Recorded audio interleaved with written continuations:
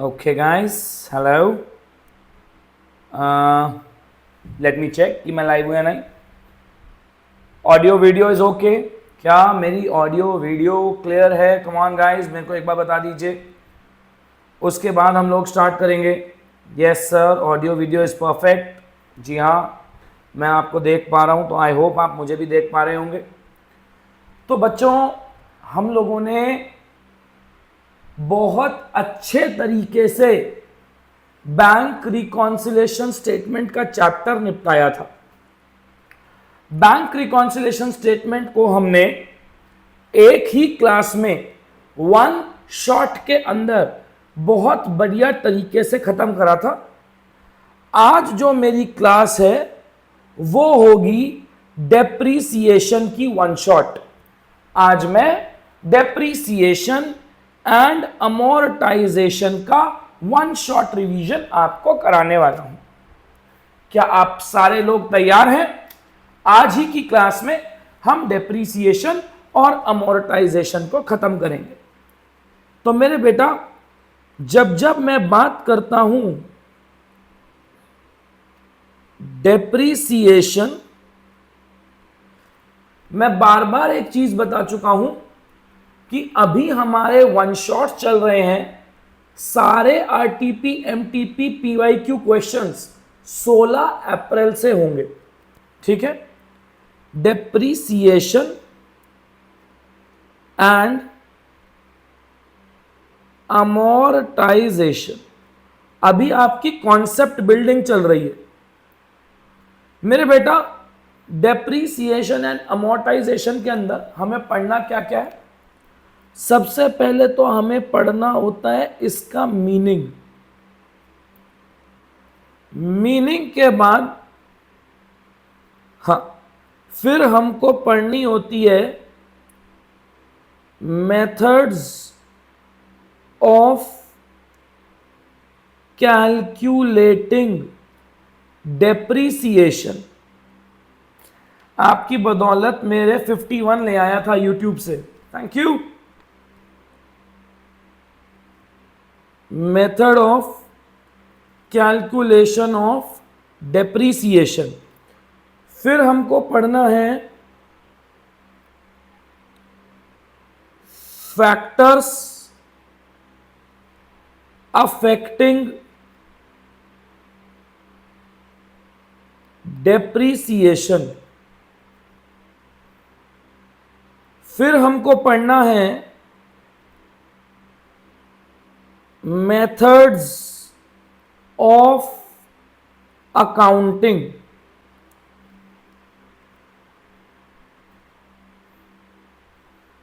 फिर हमको पढ़ना है रिपेयर, रिन्यूअल एंड रीवैल्यूएशन. मैं पूरा पढ़ा दूंगा, लेकिन बस आप बात सुनते रहना. और लास्ट में हमें पढ़ना है change in method of depreciation. मेरे बच्चों, इतना काम जैसे ही हमारा खत्म हो जाएगा, हमारा डेप्रीसिएशन का चैप्टर डन माना जाएगा. आइए अब मेरी बातों को बहुत ध्यान से सुनना. मेरे बेटा, सबसे पहले मैं बात चालू करता हूं मीनिंग ऑफ डेप्रीसिएशन की. आखिरकार में यह डेप्रीसिएशन होता क्या है? मेरे भाई समझो बात को. हम लोग बहुत बार कहते हैं डेप्रीसिएशन, डेप्रीसिएशन, डेप्रीसिएशन. कुछ नहीं आपको साथ में लिखना, ये सारे नोट्स आपको दे दिए जाएंगे. ध्यान से सुनिए. हम बहुत बार कहते हैं डेप्रीसिएशन, डेप्रीसिएशन, डेप्रीसिएशन. मेरे बेटा, डेप्रीसिएशन का मतलब आज तक आपको गलत पढ़ाया गया है. आपको यह पढ़ाया गया है कि डेप्रीसिएशन का मतलब होता है एक एसेट की वैल्यू कम होना, fall in the value of asset due to normal wear and tear, due to passage of time, due to obsolescence etcetera etcetera etcetera. No, this is not depreciation. आप मेरी बात को समझिए बेटा। एक बात बताइए, अगर आप कोई फिक्स्ड टेंजिबल एसेट लेते हो, अगर आप कोई भी फिक्स्ड टेंजिबल एसेट लेते हो, मुझे कमेंट करके बताना, क्या आप इसका इस्तेमाल 1 साल के लिए करोगे या 1 से ज्यादा साल के लिए करोगे?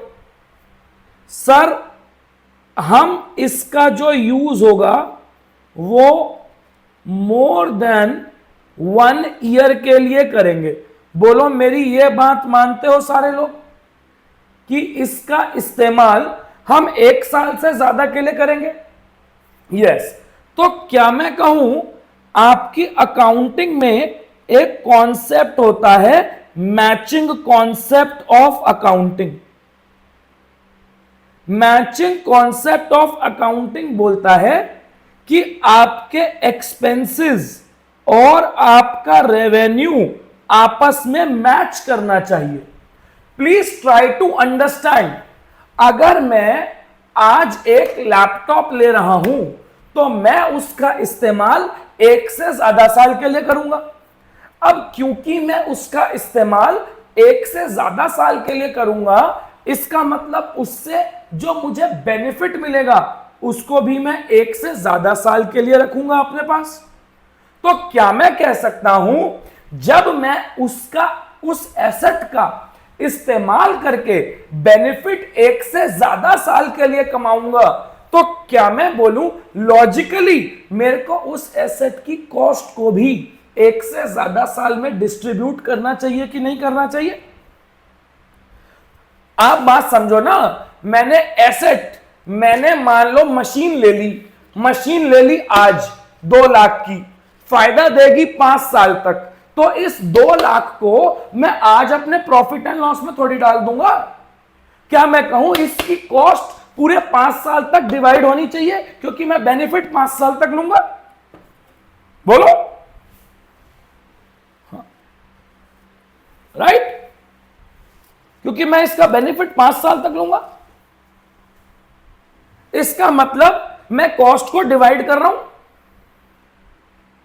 तो मेरे बेटा, एक्चुअली में डेप्रीसिएशन का मतलब फॉल इन वैल्यू नहीं होता। डेप्रीसिएशन का मतलब होता है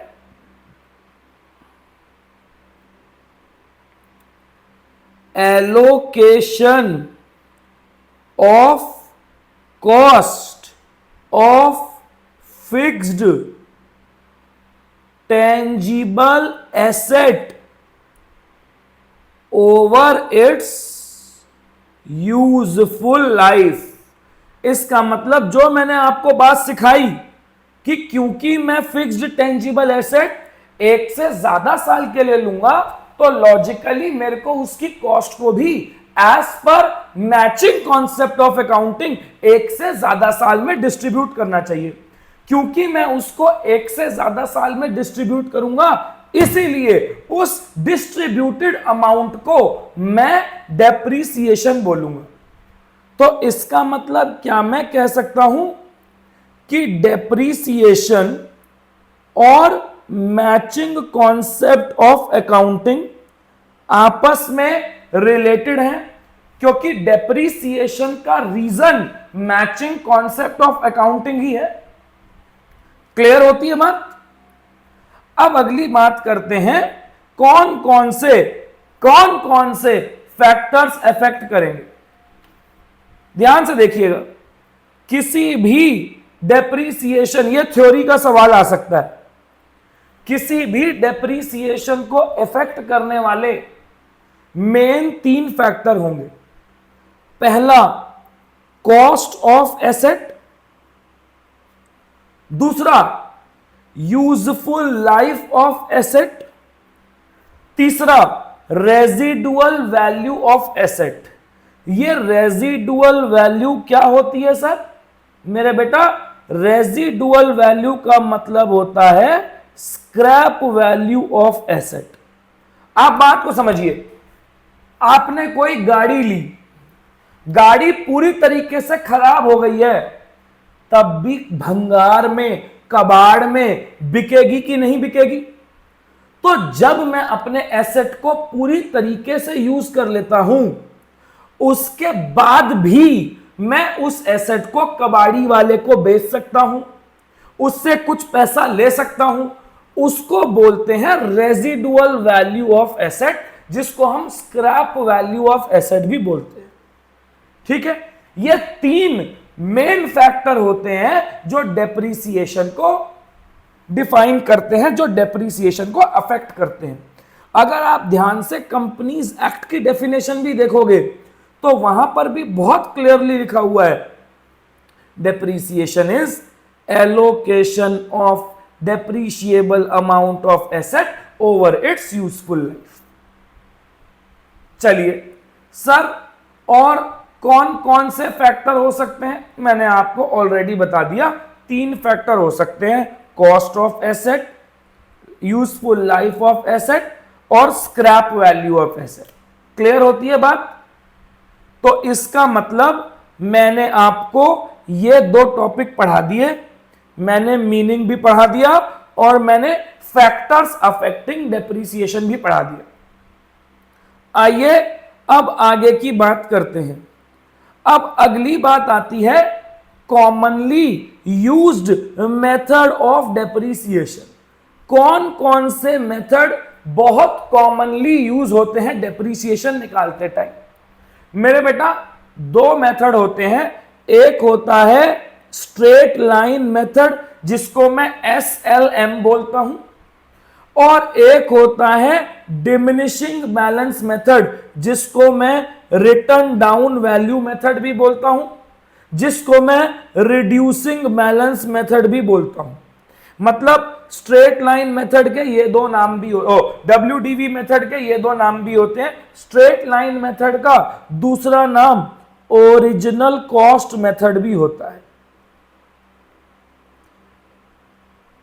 दो मेथड होते हैं, स्ट्रेट लाइन मेथड और रिटर्न डिमिनिशिंग बैलेंस मेथड, जिसे WDV मेथड कहते हैं। याद रखिएगा, स्ट्रेट लाइन मेथड में डेप्रिसिएशन का फॉर्मूला होता है cost minus scrap value divided bye useful life. Cost of asset minus scrap value divided bye useful life. लेकिन एक बात याद रखिएगा, डेप्रिसिएशन अगर SLM से लगा रहे हो तो जो डेप्रिसिएशन होती है वो सेम रहती है एवरी ईयर। हर साल वो डेप्रिसिएशन जो होती है वो हर साल वो डेप्रिसिएशन सेम रहती है।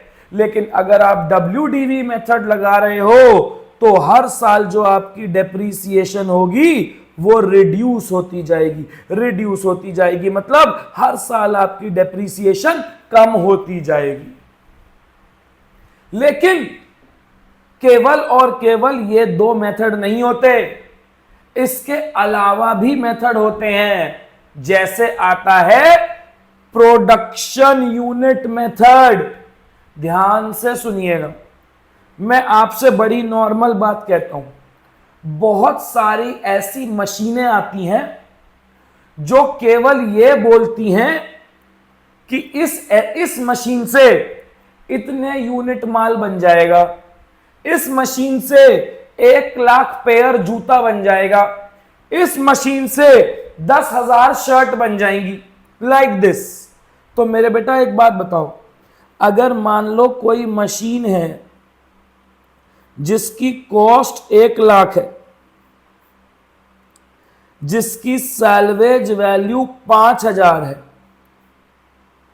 तो इसका मतलब क्या मैं बोल सकता हूं कि मैंने वो खरीदी 1 लाख में है, लेकिन जब भी मैं उसको बेचूंगा तो 5,000 रुपए मुझे मिल जाएंगे।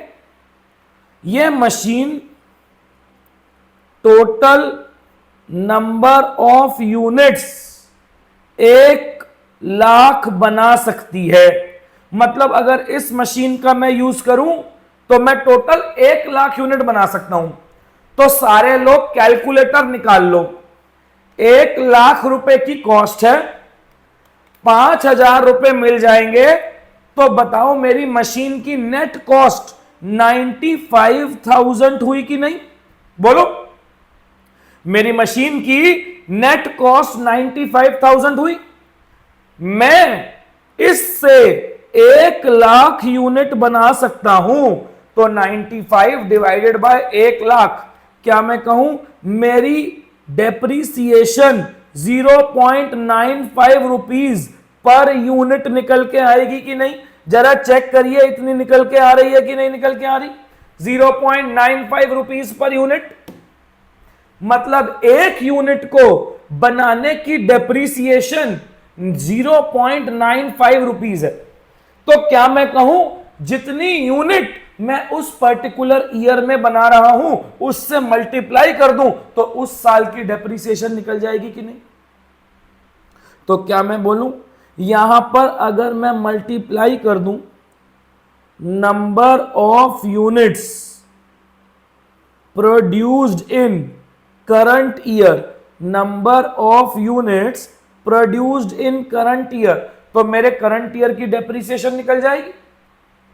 यस सर, बिल्कुल निकल जाएगी, 100% निकल जाएगी, 100% निकल जाएगी, 100%। तो ध्यान से देखो, क्या मैं कहूं, मैंने भी यहां वही बोला, डेप्रीशिएबल अमाउंट, क्या मैं कह सकता हूं डेप्रीशिएबल अमाउंट का मतलब हो गया cost minus scrap value. Depreciable amount का मतलब कॉस्ट माइनस स्क्रैप वैल्यू हो गया कि नहीं? Cost minus scrap value divided by total units which can be produced multiply by product number of units produced in current year. कितना easy है। Depreciation के बाद अगला मेथड आता है मशीन आवर मेथड। क्या मैं कह सकता हूं केवल और केवल logic is same as production unit method, the only difference is that the word unit shall be replaced by hours। ध्यान से मेरी बात को सुनना, मैं कह रहा हूं लॉजिक वही है, केवल एक डिफरेंस है, ये जो मैं यूनिट वर्ड लिख रहा था, यूनिट वर्ड की जगह अब मैं आवर लगा दूंगा। तो क्या मैं कह सकता हूं यहां हो जाएगा cost minus salvage value divided by total number of hours. इससे 1 घंटे चलाने की कॉस्ट निकल जाएगी कि नहीं? 1 घंटे चलाने की कॉस्ट निकल जाएगी, multiply by hours used in current year. बोलिए बात समझ में आती है?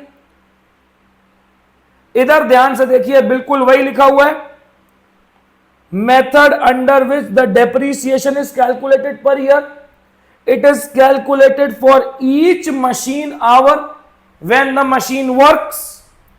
बोलो क्लियर होती है बात? अब इसको ध्यान से सुनिएगा, अगला मेथड बड़ा समझने वाला है मेरे बेटा, sum of years of digit method. यहां पर डेप्रीसिएशन कैसे निकलती है मेरे बच्चों? यहां पर डेप्रीसिएशन होती है कॉस्ट माइनस सैल्वेज वैल्यू। इसका एग्जाम्पल कराऊंगा, cost minus salvage value divided by sum of years of useful life multiply by number of years of remaining life including current year. इसका तो एग्जाम्पल कराना बनता है, बिना एग्जाम्पल कराए यह समझ में नहीं आएगी। तो चलिए सर एग्जाम्पल कराइए, कराता हूं। एग्जाम्पल के तौर पे मान लो कॉस्ट 1,00,000 है, सैलवेज वैल्यू 10,000 है, यूजफुल लाइफ 5 इयर्स है। वो कह रहा है डेप्रीसिएशन निकालो for 3rd year, sum of years of digit method से। कह रहा है डेप्रीसिएशन निकाल दो, कौन सा साल की? तीसरे साल की। मेथड कौन सा लगाना है? Sum of years of digit method. ध्यान से सुनिएगा, क्या मैं बोलूं depreciation for 3rd year is equal to cost 1,00,000 minus salvage value 10,000 whole divided by sum of years of useful life.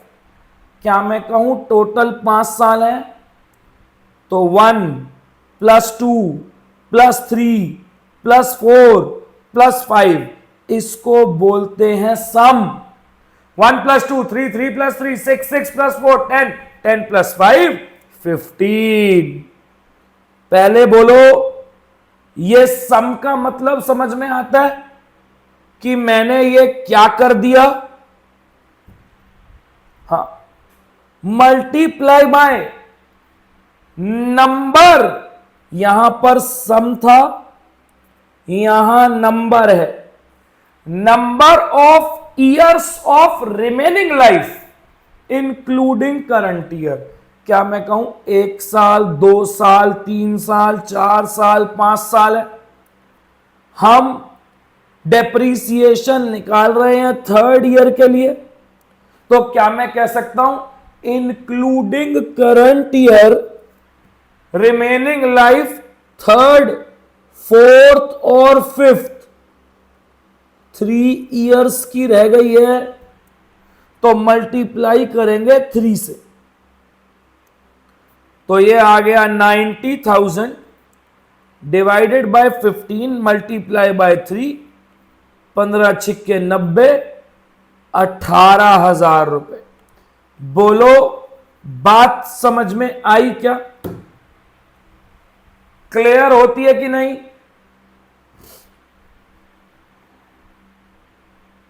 Yes, बिल्कुल क्लियर है। मेथड समझ में आ गए?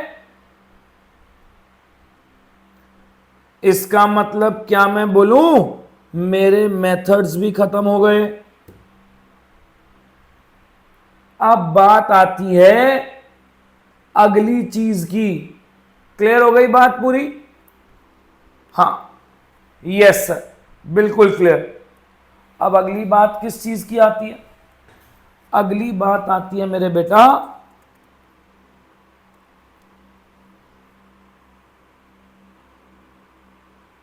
मेथड्स ऑफ अकाउंटिंग की, कि हमें अकाउंटिंग करनी है तो क्या मेथड अपनाने पड़ेंगे। 2 मेथड होते हैं दोस्त। When provision for depreciation account is maintained, और दूसरा when provision for depreciation account is not maintained. पहला जब provision for depreciation account maintain होगा, दूसरा जब provision for depreciation account maintain नहीं होगा। When provision for depreciation account is maintain, when provision for depreciation account is not maintain. बहुत simple है। अगर provision for depreciation account maintain नहीं होता तो मेरे बेटा हमें केवल और केवल एक ही अकाउंट बनाना है। वो भी कौन सा अकाउंट बनाना है? एसेट का अकाउंट। कोई और अकाउंट बनाने की जरूरत नहीं है, केवल एक अकाउंट बनाना है, एसेट का अकाउंट। लेकिन अगर provision for depreciation account maintained होता है तो हमें दो अकाउंट्स बनाने पड़ेंगे। पहला एसेट का अकाउंट और दूसरा प्रोविजन फॉर डेप्रीसिएशन का अकाउंट। एक एसेट का अकाउंट, ये नोट्स कहोगे ना, ये नोट्स मैं आपको भेज दूंगा, याद रखना। एक एसेट का अकाउंट और दूसरा किसका? दूसरा प्रोविजन फॉर डेप्रीसिएशन अकाउंट। अब मेरे बेटा बात को ध्यान से सुनिएगा, बहुत ध्यान से। इधर देखिए, अगर आप एक्यूमुलेटेड डेप्रीसिएशन मतलब अगर आप provision for depreciation account maintain करते हो तो ध्यान से सुनो, आपको डेप्रीसिएशन की एंट्री करनी होगी। देखो, एसेट बाय करोगे तो एंट्री बिल्कुल नॉर्मल होगी, fixed asset account debit to bank. Fixed asset sir आप कल भी बोले थे भेजे नहीं। मेरे बेटा, मेरे सारे व्हाट्सएप ग्रुप और सारे टेलीग्राम ग्रुप्स पे ये नोट्स पहुंच चुके हैं। हां जी भाई, आप लोगों को मिल गए थे कि नहीं मिल गए थे ये नोट्स? बताना जरा, बताना एक बार, मिल गए थे कि नहीं?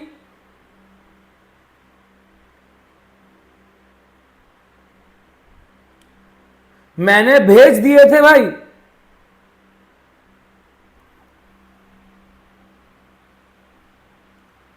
हाँ, अब ध्यान से सुनिएगा। तो जब आप एसेट बाय करते हो तो आप एंट्री करते हो fixed asset account debit to bank. लेकिन जब आप डेप्रीसिएशन चार्ज करते हो और प्रोविजन फॉर डेप्रीसिएशन अकाउंट बना हुआ है तो एंट्री होगी depreciation account debit to provision for depreciation account. इसका मतलब एसेट में एंट्री नहीं होगी, इसका मतलब ये एसेट अकाउंट में क्रेडिट नहीं होगा, याद रखना। और उसके बाद जब आप इस प्रोविजन को ट्रांसफर कर दोगे कहां? प्रॉफिट एंड लॉस में, तो एंट्री बनेगी profit and loss account debit to depreciation account. कहीं पर भी मैंने एसेट अकाउंट को क्रेडिट नहीं किया, याद रखना इस बात को। I have not credited asset by depreciation when provision for depreciation account is open. तो पहला मेथड तो यह हो गया क्या? When provision for depreciation account is maintained. Second alternative, when no provision for depreciation account is maintained। मान लीजिए अगर कोई भी provision for depreciation account maintain नहीं होगा तो मेरे बेटा एसेट को बाय करने की एंट्री तो सेम होगी, asset account debit to bank, लेकिन जब आप डेप्रीसिएशन लगाओगे तो ध्यान से देखो एंट्री क्या बन गई, depreciation account debit to asset account, और फिर वही डेप्रीसिएशन जब प्रॉफिट एंड लॉस में ट्रांसफर होगी तो profit and loss account debit to depreciation account. इसका मतलब अगर आप इन दोनों ऑल्टरनेटिव्स को ध्यान से देखो, जब प्रोविजन फॉर डेप्रीसिएशन अकाउंट बन रहा है तो वो डेप्रीसिएशन प्रोविजन अकाउंट में जा रही है, ना कि एसेट अकाउंट में। लेकिन जब प्रोविजन फॉर डेप्रीसिएशन अकाउंट नहीं बन रहा तो वो डेप्रीसिएशन सीधा एसेट में जा रही है। क्लियर हो गई बात? बोलो मेथड ऑफ अकाउंटिंग क्लियर है? मैं इसका एक छोटा सा एग्जाम्पल कराता हूं और ज्यादा क्लियर होगी। मान लो मेरा कॉस्ट ऑफ एसेट 1 लाख है,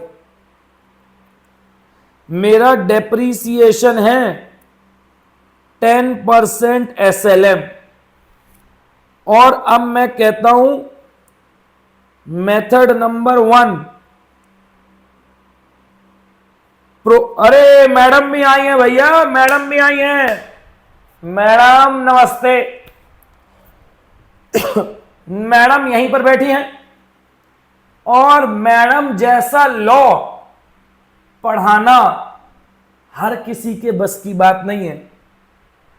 इंडिया की कुछ चुनिंदा फैकल्टीज में आती हैं मैडम।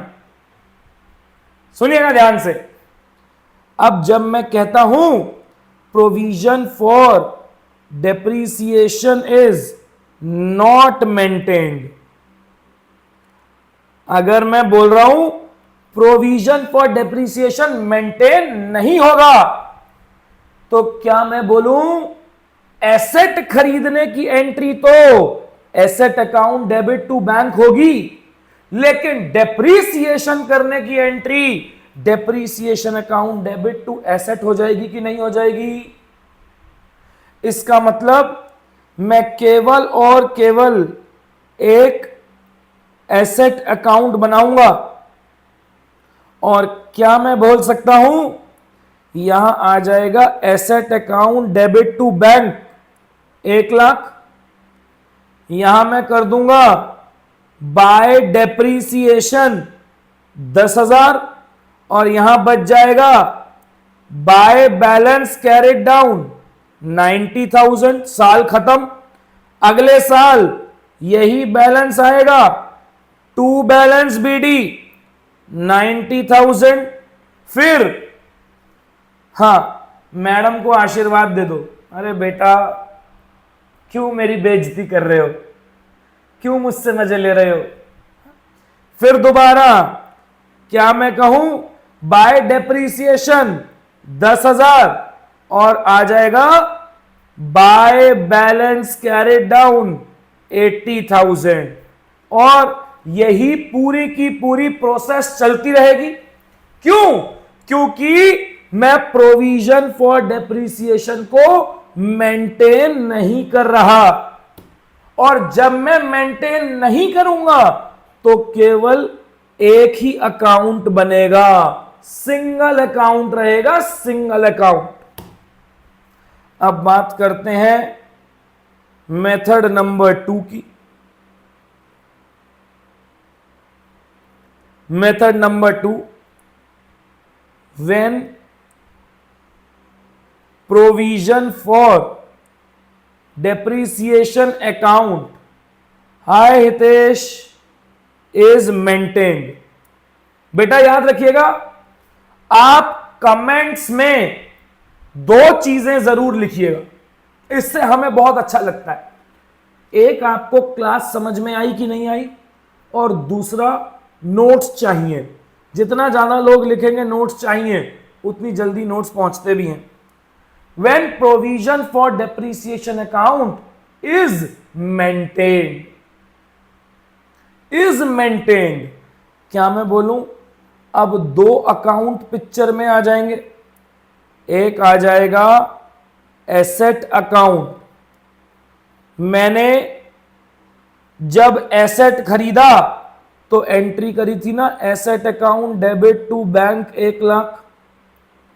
लेकिन जब मैं डेप्रीसिएशन चार्ज कर रहा हूं तो क्या मैं कहूं, एंट्री कर रहा हूं depreciation account debit to provision. बेटा वीडियो के बाद depreciation account debit to provision for depreciation account.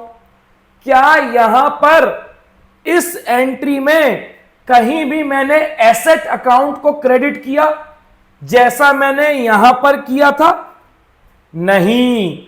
जब मैंने एसेट अकाउंट को क्रेडिट ही नहीं किया तो क्या मैं कहूं डेप्रीसिएशन की एंट्री यहां ना होके एक अलग अकाउंट बनेगा? प्रोविजन फॉर डेप्रीसिएशन अकाउंट, और यहां मैं लिखूंगा बाय डेप्रीसिएशन 10,000।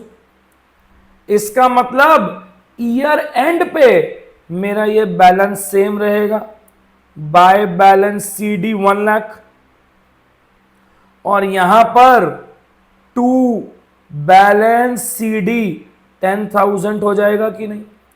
अगले साल यही बैलेंस सेम यहां आ जाएगा, टू बैलेंस बीडी 1 लाख, और ये वाला बैलेंस यहां चले जाएगा बाय बैलेंस बीडी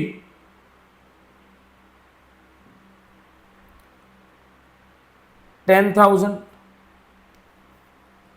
कुछ हम बैंक से पे करते हैं तो रिकंस्ट्रक्शन में जाते हैं, कुछ नहीं जाते। भाई मेरे को कुछ एग्जाम्पल बता के भेजो तब बताऊंगा। हाँ, क्या मैं बोल सकता हूं दोबारा साल में फिर डेप्रीसिएशन लगेगी बाय डेप्रीसिएशन 10,000, लेकिन यहां का बैलेंस अब भी सेम रहेगा बाय बैलेंस सीडी 1 लाख। अब ध्यान से देखो ये रिप्रेजेंट क्या कर रहा है। ये मेरा बैलेंस आ जाएगा टू बैलेंस बीडी 1 लाख, और यहां आ जाएगा 20 टू बैलेंस सीडी 20,000। अगले साल का opening balance by balance B D 20,000।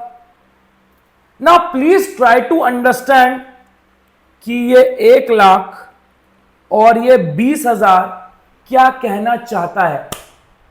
क्या मैं बोलूं, ये कहना चाहता है कि आपके एसेट की कॉस्ट तो 1 लाख है, लेकिन उसके ऊपर 20,000 का ऑलरेडी प्रोविजन फॉर डेप्रीसिएशन लग चुका है।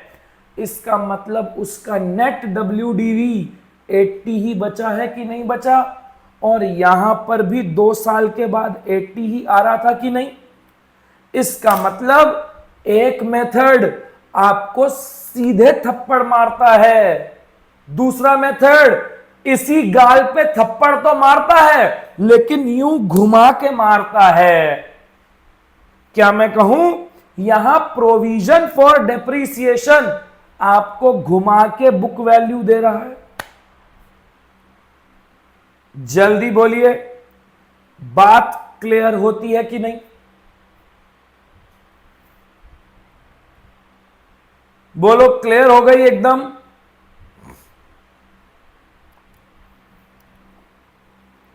तो इसका मतलब हमारे मेथड ऑफ अकाउंटिंग भी डन हो गए। आइए अब आगे की बात करते हैं। यस सर, बिल्कुल डन, बहुत बढ़िया। अब अगले की बात करते हैं, रीवैल्यूएशन। मेरे बेटा ध्यान से सुनना, रीवैल्यूएशन 2 प्रकार की हो सकती है। इंक्रीज मतलब अपवर्ड रिवैल्यूएशन, डिक्रीज मतलब डाउनवर्ड रिवैल्यूएशन। एक हो सकती है अपवर्ड रिवैल्यूएशन, दूसरी हो सकती है डाउनवर्ड रिवैल्यूएशन। मेरे बेटा अगर अपवर्ड रिवैल्यूएशन होती है तो आपको उसको रिवैल्यूएशन रिजर्व में डालना है और एंट्री करनी है asset account debit to revaluation reserve. लेकिन अगर डाउनवर्ड रिवैल्यूएशन हो रही है तो उसको प्रॉफिट एंड लॉस में डालना है और एंट्री करनी है profit and loss account debit to asset. बोलो क्लियर हो गई बात? क्लियर हो गई? अब मेरी बात को ध्यान से सुनना। अरे ये क्या हुआ? हां, मेरी बात को ध्यान से सुनना। यहीं पर एक टॉपिक आता है चेंज या रिवीजन इन एस्टिमेटेड यूजफुल लाइफ। ध्यान से सुनना, समझाता हूं। मान लो कॉस्ट ऑफ एसेट था 1,00,000, यूजफुल लाइफ थी 5 इयर्स और सैल्वेज वैल्यू 0 थी। नहीं, हां आएगा, देखो देखते रहो। क्या मैं कहूं 2 साल तक आपने depreciation cost minus salvage divided by useful life 20,000 per year के हिसाब से 20,000 मल्टीप्लाई बाय 2 40,000 लगा दिया होगा कि नहीं लगा दिया होगा? और 2 साल के बाद आपके एसेट की बुक वैल्यू 60,000 बचेगी कि नहीं बचेगी? और आपकी रिमेनिंग लाइफ 3 इयर्स तक बचेगी कि नहीं बचेगी? अब मामला घूमा। उसने बोला asset is revalued to 80,000 and remaining life is reassessed at 5 years। क्या मैं बोल सकता हूं 2 साल यूज करने के बाद जो एसेट की बुक वैल्यू 60 थी वो बुक वैल्यू बढ़ के अब 80,000 हो गई? हो गई कि नहीं? और क्या मैं बोलूं एक और बात कि लाइफ जो रिमेनिंग लाइफ 3 इयर्स की थी, क्या मैं कहूं वो रिमेनिंग लाइफ बढ़ के 5 साल हो गई? तो क्या मैं बोल सकता हूं अब इस 80,000 को 5 साल में मुझे डिवाइड करना पड़ेगा 16,000 रुपए पर ईयर की मेरी न्यू डेप्रीसिएशन आ गई कि नहीं आ गई? तो क्या मैं यहां से कह सकता हूं whenever useful life will change, depreciation will be calculated for new life? Sir repeat, एक बार दोबारा सुन बेटा, दोबारा समझाता हूं। पहले बताओ यहां तक तो सबको समझ में आया था कि 2 साल के बाद बुक वैल्यू 60,000 रह गई और रिमेनिंग लाइफ 3 साल की बची। अब उसने बोला कि एसेट जो है वो 60,000 का नहीं 80,000 का है और रिमेनिंग लाइफ 3 साल की नहीं 5 साल की है। तो क्या मैं बोल सकता हूं एसेट को 60 की बजाय मैंने 80 का कर दिया और रिमेनिंग लाइफ जो 3 थी उसको 5 का कर दिया। तो क्या मैं बोल सकता हूं कि अब जो मेरे एसेट की बची हुई वैल्यू है वो बची हुई लाइफ में एडजस्ट होगी? ऑब्वियस सी बात है कि नहीं। जो बची हुई वैल्यू है वो बची हुई लाइफ में एडजस्ट होगी। There is no other option. बोलो बोलो। हाँ, तो क्या मैं कह सकता हूं 80,000 जो मेरी बची हुई वैल्यू थी मैंने डिवाइडेड बाय 5 कर दिया, 16,000 आ गया कि नहीं आ गया? जल्दी बताओ। बोलो, क्लियर होती है बात? तो क्या मैं बोल सकता हूं whenever useful life will change depreciation will be calculated for the new life? yes. समझ में आई बात? हाँ जी, बहुत बढ़िया मेरे बेटा। अब एक पॉइंट और आता है, चेंज इन मेथड ऑफ। बोलो, पूरा डेप्रीसिएशन वन शॉट में रिवाइज हो गया कि नहीं? पूरा डेप्रीसिएशन वन शॉट में रिवाइज हो गया कि नहीं हो गया? बताओ भाई साहब, पूरा रिवाइज कर दिया। अब अगला आता है change in method of depreciation. याद रखना, जो बीत गई वो बात गई, आओ अब से न्यू स्टार्ट करें।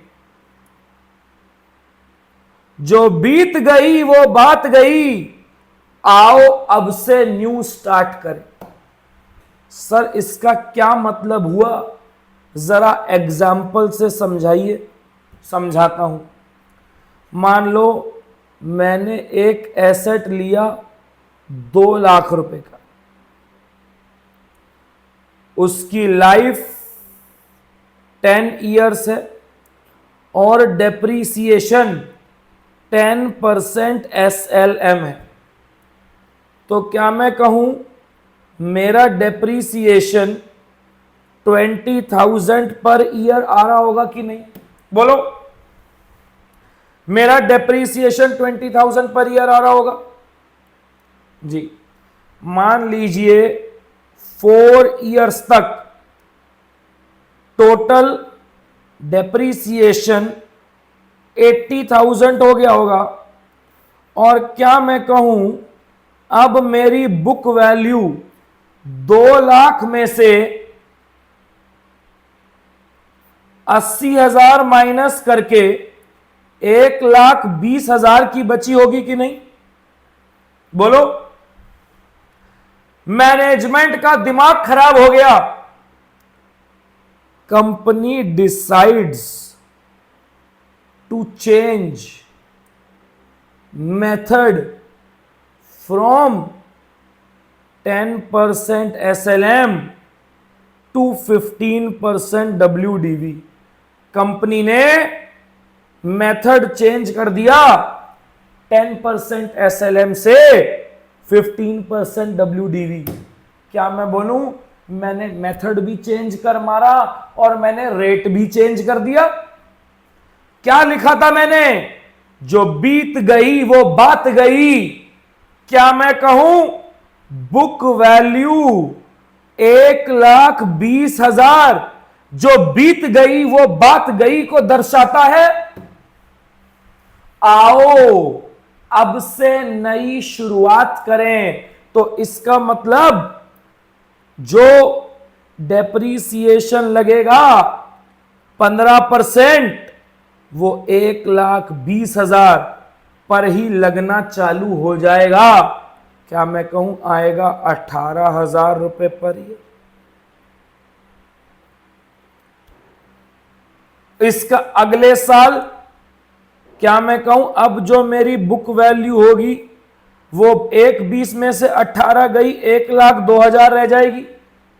अब जो अगले साल का डेप्रीसिएशन आएगा वो 1,02,000 का 15% आएगा, 15,300। आती है बात समझ में? Change in method of depreciation कैसे होगा? जल्दी लाइक कर दो सेशन यार, बोलो समझ में आई कि नहीं आई?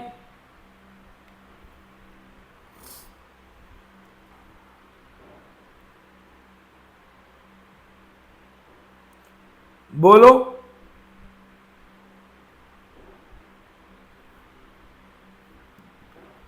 क्लियर हुई बात?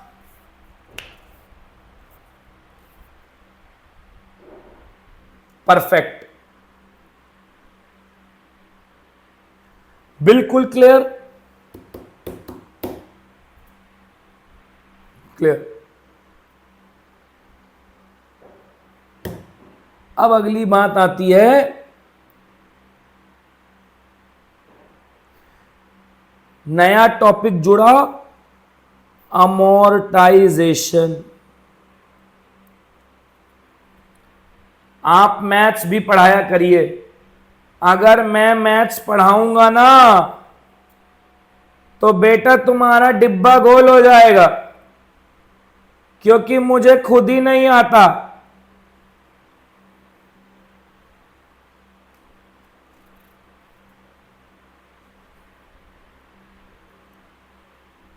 चलिए अब ध्यान से सुनिएगा।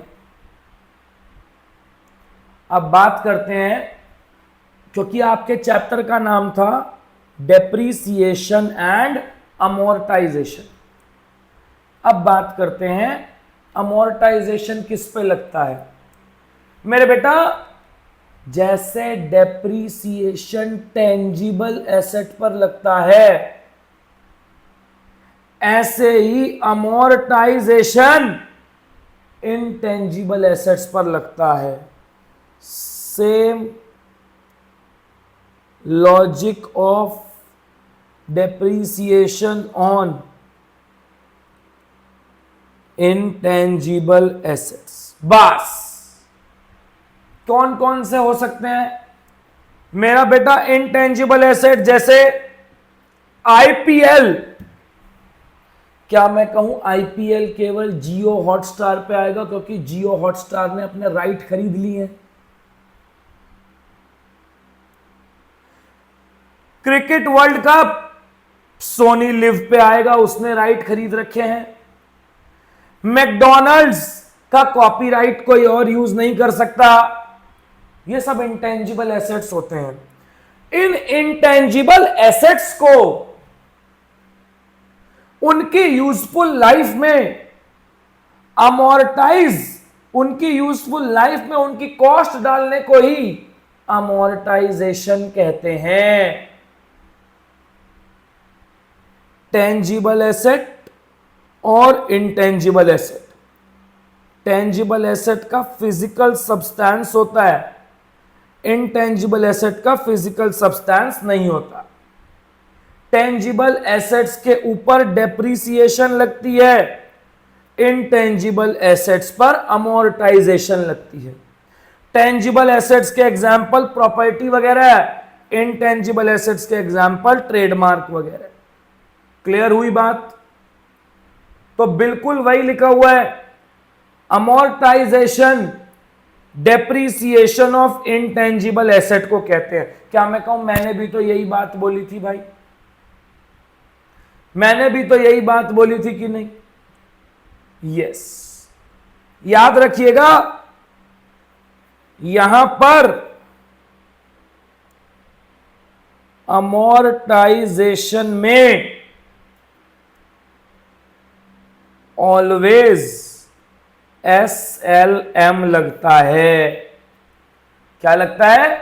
ऑलवेज SLM लगेगा। No WDV, nothing, only and only SLM। Clear हो रही है बात? अब ध्यान से सुनना मेरे बच्चों। मॉड्यूल 1 में आपके चैप्टर होते हैं बेसिक्स। बेसिक के बाद होता है accounting process, BRS, depreciation, inventories, bills of exchange और फाइनल अकाउंट्स। ये आपके मॉड्यूल 1 का कंटेंट है। क्या मैं बोलूं, मैंने आपको BRS का 1 शॉट डन हो गया? क्या मैं बोल सकता हूं डेप्रीसिएशन का 1 शॉट डन हो गया? बताओ, हल्की सी भी प्रॉब्लम है क्या इसमें? हल्की सी भी, दोनों में प्रॉब्लम। याद रखिएगा, क्वेश्चंस जो हैं वो 16 अप्रैल से स्टार्ट होंगे। अगला 1 शॉट इन्वेंट्रीज का है। अब होली की छुट्टी आ जाएंगी। 17 मार्च को आपका 1 शॉट हो जाएगा इन्वेंट्रीज का। और इस महीने मार्च के अंदर मॉड्यूल 1 के 1 शॉट कंप्लीट हो जाएंगे। मार्च 2025 में मॉड्यूल 1 के 1 शॉट ओवर हो जाएंगे। समझ गए बात को? ये सारे के सारे नोट्स मैं आपको ग्रुप पे डाल देता हूं। अभी डाल देता हूं। बोलो, अभी डाल दूं? अभी डाल दूं? हाँ, डाल दो सर। डाल रहा हूं, रुको।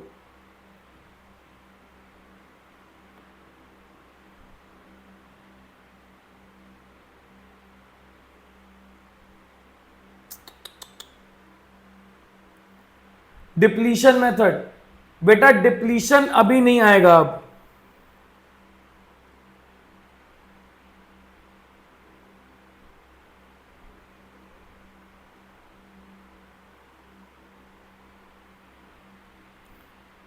डाल रहा हूं, रुक जाओ।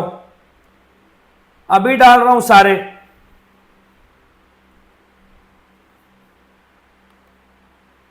डाल रहा हूं।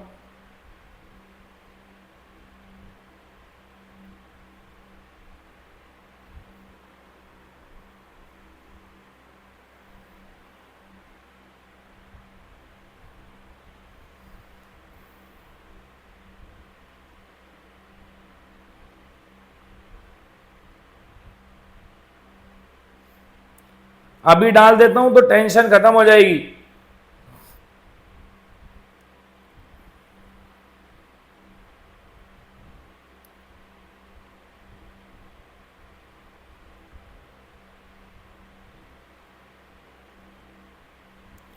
एक मिनट रुक जाओ।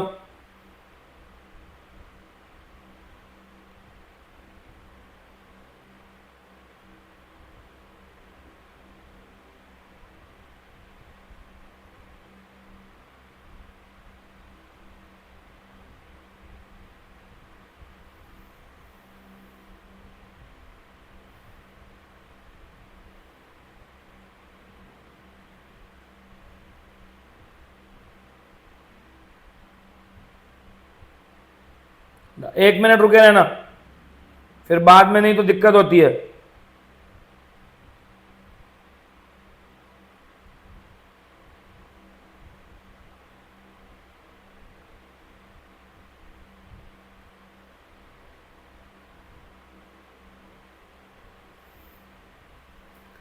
ग्रुप चेक करो आया क्या?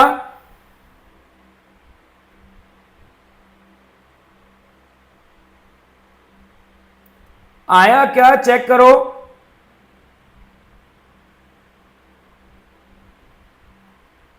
मेरे हिसाब से तो आ गया। चेक करो भाई, आया क्या?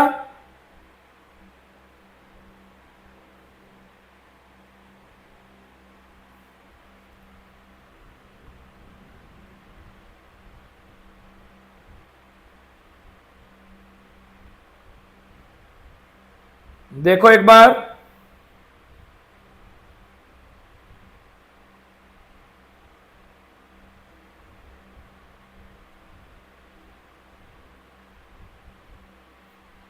हाँ जी, आ गया सर। यस यस यस, आ गया आ गया। अब मेरे बच्चों केवल एक बात और सुन लो ध्यान से, एक टॉपिक और सुनो ध्यान से।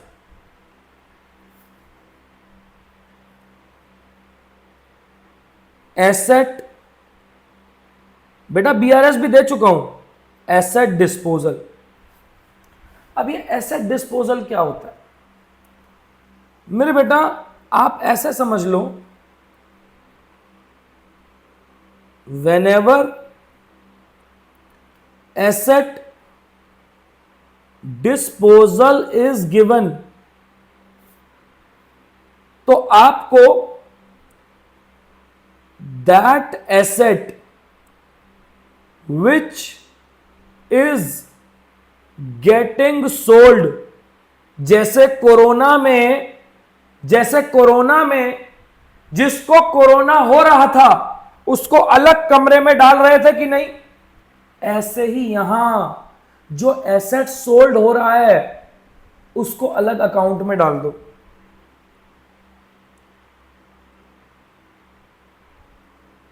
Transfer to asset disposal account, then sell. Transfer करके तब उसको सेल करना, और entry bank account debit to asset नहीं, टू एसेट डिस्पोजल बनेगी। और उससे पहले जब आप एसेट को एसेट डिस्पोजल में ट्रांसफर करोगे तो एंट्री बनेगी एसेट डिस्पोजल टू एसेट। लेकिन केवल वही एसेट जो एसेट सोल्ड हो रहा है। यह बात के क्वेश्चंस मैं आपको 16 तारीख से कराऊंगा, याद रखना। चलिए, बहुत बहुत धन्यवाद, टाटा, बाय बाय।